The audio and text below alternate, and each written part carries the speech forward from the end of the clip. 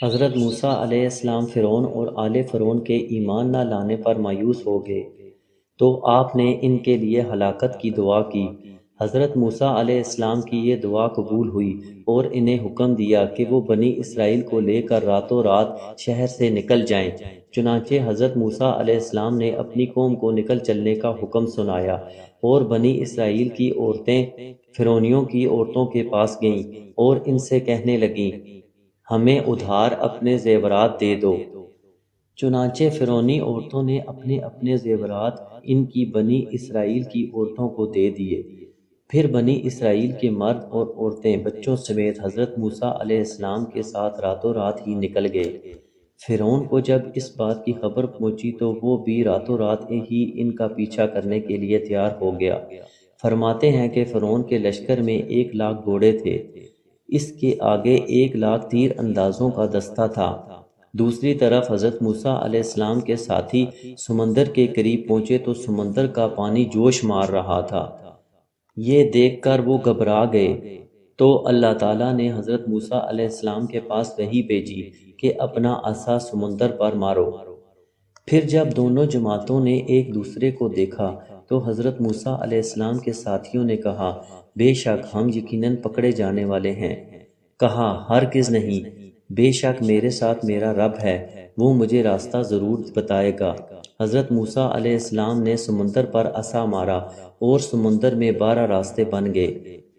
اللہ تبارک و تعالی نے ہوا اور سورج کے ذریعے سمندر کی زمین کو خشک کر دیا۔ چنانچہ بنی اسرائیل کا ہر خاندان ایک ایک راستے سے سمندر میں داخل ہو گیا۔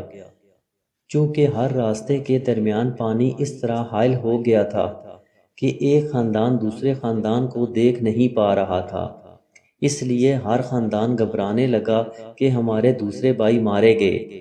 اس صورتحال کو دیکھ کر اللہ تعالیٰ نے پانی کو پھٹ جانے کا حکم دیا تو پانی میں سے کھڑکیاں بن گئیں اور ہر خاندان کو دوسرا خاندان نظر آنے لگا۔ اس طرح بنی اسرائیل صحیح و سالم سمندر پار ہو گئے۔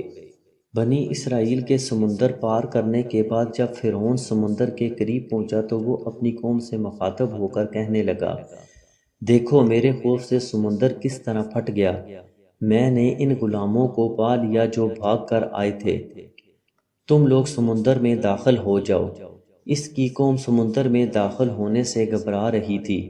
اسے قوم کہنے لگی، آپ رب ہیں تو پہلے آپ داخل ہو جائیں۔ جس طرح پہلے حضرت موسیٰ علیہ السلام داخل ہو گئے، اللہ کے حکم سے فرعون کا گھوڑا تو سمندر میں داخل ہو گیا۔ اس کے گھوڑے کے پیچھے ہی پورا لشکر سمندر میں کود پڑا اور پیچھے حضرت میکائیل علیہ السلام گھوڑے پر سوار ہو کر اس لشکر والوں کو یہ کہہ کر کہ اپنے بھائیوں کے ساتھ ہو جاؤ، یوں سب کو سمندر میں دھکیل دیا، یہاں تک کہ تمام کا تمام لشکر سمندر میں داخل ہو گیا۔ اللہ تبارک و تعالی نے سمندر کو حکم دیا کہ فرعون کو غرق کر دو۔ چنانچہ سمندر پہلے کی طرح مل گیا اور سب کو غرقاب کر دیا۔ کنارے سے بنی اسرائیل فرعون کی غرقابی کا منظر دیکھ رہے تھے۔ جب اللہ تعالیٰ فرعون کو غرق کرنے لگا تو اس نے فوراً کہا، میں اس اللہ پر ایمان لاتا ہوں جس پر بنی اسرائیل ایمان لائے۔ یہ سن کر حضرت جبرائیل علیہ السلام نے رسول پاک صلی اللہ علیہ وآلہ وسلم سے کہا، کاش آپ صلی اللہ علیہ وسلم وہ منظر دیکھتے کہ میں اس کے منہ میں سمندر کی کیچڑ ٹھونس رہا تھا۔